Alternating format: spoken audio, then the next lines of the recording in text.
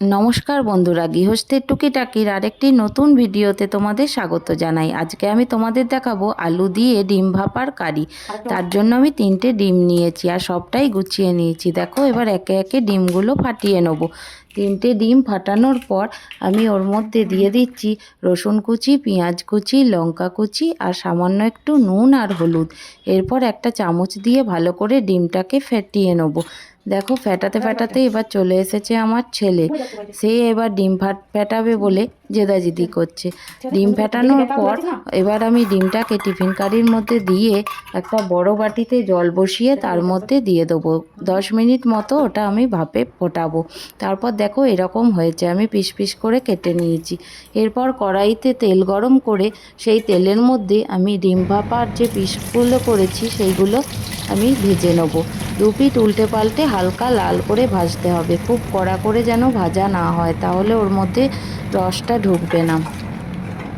হয়ে গেছে আমার ডিম ভাপা ভাজা।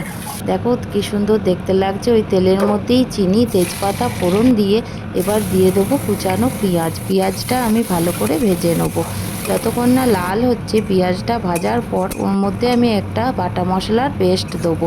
টমেটো, আদা, রসুন, কাঁচা লঙ্কা একসঙ্গে আমি পেস্ট করে নিয়েছি, সেইটা দিয়ে ভালো করে মশলাটা কষাবো। যতক্ষণ না মশলা থেকে তেল ছেড়ে আসছে ততক্ষণ মশলাটা ভালো করে কষিয়ে নিয়ে ওর মধ্যে আমি জলে গুলে রাখা কিছু গুঁড়ো মশলা দেবো। হলুদ, জিরে আর কাশ্মীরি লঙ্কা গুঁড়ি। কাশ্মীরি লঙ্কা গুঁড়িটা আমি এখানে কালারের জন্য ব্যবহার করেছি।